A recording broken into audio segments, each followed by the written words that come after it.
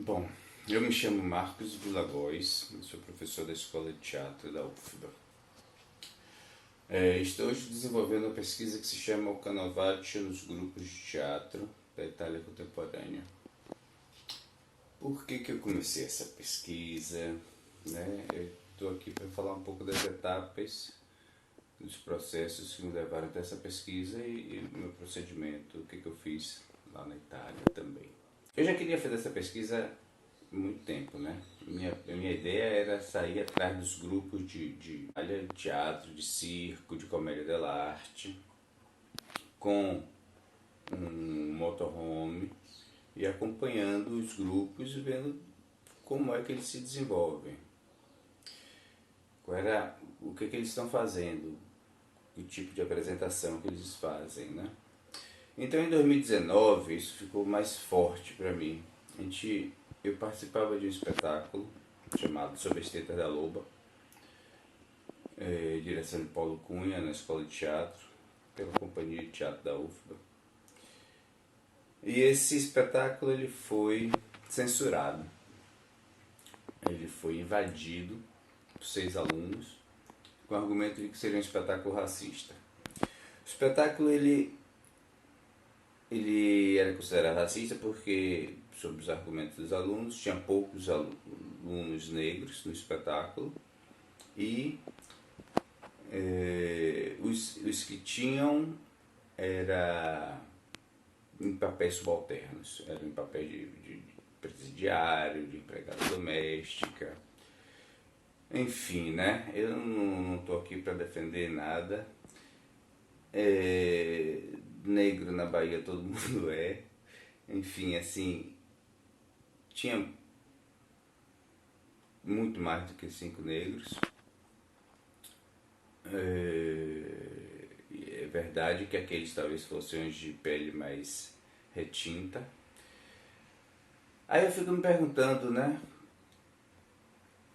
Eles estavam em papéis de subalternos, sim, mas não exatamente de vilões, né? O Delegado era um espetáculo sobre a ditadura militar, um espetáculo de Jorge Andrade, na verdade uma montagem genial de Paulo Cunha, que ele junta 4 espetáculos de Jorge Andrade em um grande espetáculo que durou 3 horas e pouco de espetáculo.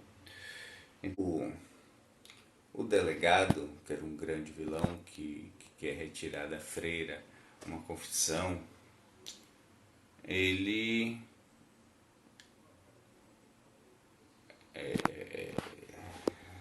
não é negro, não é um daqueles 5 negros, e é o grande vilão, né? Então, essa coisa da representatividade começou a entrar bastante no meu pensamento. Tá certo, a gente precisa colocar e valorizar os papéis do negro na sociedade. É óbvio, não estou aqui eu para dizer o contrário a isso. Agora, e a representatividade da denegação no teatro? Onde é que entra? Ou seja, o que acontece no teatro não é de verdade. Se acontece um casamento no teatro, esse casamento não funciona. Se acontece um assassinato no teatro, a gente sabe que aquele assassinato não é de verdade. Então eu gostaria de ler um trecho do meu capítulo que se chama Viagens entre o Teatro e o Circo, Processo de Criação em Arte Itinerante, que será publicado pela Paco Editorial. Conheci aqui através da Brás, inclusive. Tem uma representação ainda como o norte dos meus estudos. E que aqui não se confunda a representação da personagem teatral com a justa representatividade buscada por grupos, maioria da população brasileira, quase sempre sem direitos à cidadania, maltratados, subjugados e assassinados. Estamos na época do teatro documento, citado por Dort, no qual há o desprezo da ação e da personagem. Parece que esquecemos o fenômeno teatral descrito por Rosenfeld, onde ressalta a máscara, o entusiasmo, o êxtase, o diálogo e a alteridade, na compreensão do ser humano enquanto ser social. Somente colocando-se no lugar do outro, personagem e oprimido, podemos dialogar e jogar com a percepção do público. Teatro é não me ensine, me fascine, diria Clesimento em seu manifesto ao ator. Ou, ainda, teatro político é o impressionante pleonasmo. Bem, cheguei em Bolonha com a família, esposa e filho, 14 de fevereiro de 2020. Em março começou a pandemia. E aí foi um desastre total, né? Tudo fechou, teatro fechando. Na Itália, imagine. Quando, ainda em abril, eu consegui ver o espetáculo, março, abril, consegui ver o espetáculo de Massimo Machiavelli, que muito interessante, de comédia dell'arte. Os documentos só fui conseguir tirar em agosto, porque a pandemia, né? E os documentos eram necessários para comprar o camper, para comprar o motorhome. Eu só fui comprar o motorhome, no final das contas, em novembro. Mas ainda assim consegui ver muita coisa, né? Fui para Roma, entrevistei Mirella Schino, ela era supervisora em Roma 3, ela ressaltou muito a conversa que existia entre as pessoas de teatro no início do século XX, né? Por exemplo, entre Stanislavski e Meyerhold, apesar de uma certa maneira serem opositores um ao outro, mas o diálogo e a união que existia entre os atores, ela acha que isso falta muito na nossa sociedade hoje.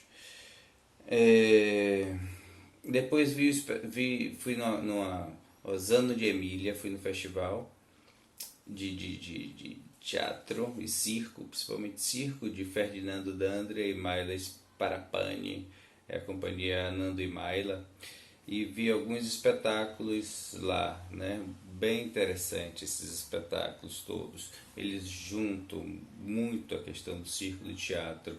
Eles são músicos também e colocam a música no meio, então ele tem a estrutura de circo onde eles colocam instrumentos pendurados ou então inventam instrumentos e saem tocando. Eu fiz a entrevista com eles e perguntei, mas qual é o sentido de vocês fazerem teatro? A gente já sabe fazer isso na vida, né? Então cada um fala do que sabe. É essa grande coisa que eu aprendi aqui nessa viagem, sabe? A gente faz espetáculo sobre o que nos atinge, sobre o que nos toma, né? Então,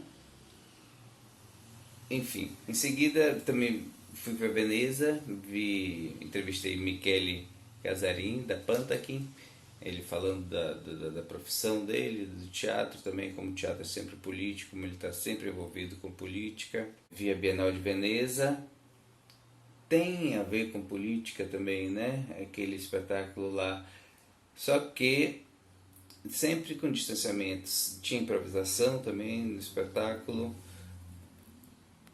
chamado Jorge II, na Bienal de Veneza, e Voce che Apre. Então, esses são os espetáculos que eu vi na Bienal de Veneza. Não continuam com a quarta parede, continuam o espetáculo de teatro mesmo, né? Ali perto de Veneza também entrevistei Alessandro Serena, que é um estudioso de circo, e ele fala sempre dessa força do circo, né? Quanto é mítico. A pessoa que anda na corda bamba, a pessoa que sobe no trapézio, o palhaço, quanto é mítico essa dramaturgia circense, né? Então a gente vai criando relações entre as cenas, né? Entrevistei ainda Roberto Cuponi no Teatro Olímpico de Vicenza, perguntei a ele sobre como é que andava a improvisação na comédia dell'arte, questão do Canovaccio, né? E ele acha que permanece muito, minha surpresa. O que não existe muito hoje é exatamente a máscara. A máscara se perdeu. Não existe essa relação com a máscara tão forte, fica fake a questão da máscara, ou seja, a representação, mais uma vez, acabamos perdendo muito no teatro. De Alessandro Sereno assisti Twitch, um espetáculo que ele fez a Urbano em Vêneto, né? Perto de Padova. Ele tem um grupo com 5 africanos de acrobacia, fantástico o grupo. Já no Festival de Sant'Arcangelo, vi 3 coisas bem interessantes. Uma era um espetáculo de dança criado ali com o público ao vivo, a questão física entrava muito forte na rua. Outro era uma performance feita por não atores, onde eles descreviam seus casos, de suas famílias, e depois outros não atores repetiam essas falas perante a gente, né, na nossa frente ao vivo. E o talk, que era uma palestra onde se colocou, para mim foi muito forte essa questão do capacitismo, foi muito forte. Eles se colocavam sem querer que o outro faça as coisas por ele, né? A questão do deficiente físico, foi bem discutida ali naquele momento. Ou seja, se pensa também nessa, mas isso era uma palestra, né? Na verdade não era um espetáculo. Em Narnit Teatro, um outro festival, muita coisa física, espetáculos de dança, circo especialmente não tinha, mas muita coisa de dança com movimentos, e mesmo que era teatro, Aqua Santa, por exemplo, espetáculo fantástico, com direção de Emma Dante, com Carmine Maringola. Ele era um pupazzo, um boneco que dançava preso ao teto pelos fios e com agilidade muito forte corporal, né? Enfim, o que foi uma experiência para mim muito negativa, exatamente, que o Damulus Fechemos as Escolas, um espetáculo que tinha lá em Nárnia, onde o cara, lendo o espetáculo, e eu vi 2 ou 3 espetáculos onde as pessoas liam os textos, não nesse festival, mas inclusive na Bienal de Veneza,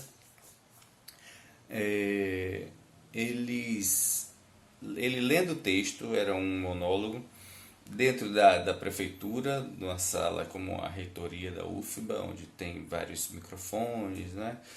Esse ator com a gente de público em volta, sentado como se fôssemos os outros deputados, vereadores, né? Vereadores no caso, que é a prefeitura, ele tem um discurso de fechemos as escolas, que só nos ensinam bastante próximo daquele discurso da escola sem partido. E aquilo me causou um nojo, assim, sabe, de ver o espetáculo. Tá certo, é uma representação, e aí voltamos à questão da representatividade, né? Esse tipo de representatividade é difícil a gente aceitar, mesmo que no teatro. Ou seja, ter esse discurso completamente apolítico, né? E no teatro como se tivesse a moldura de que, sendo teatro, aqui é possível isso. Enfim, cheguei no ciclo do começo desse vídeo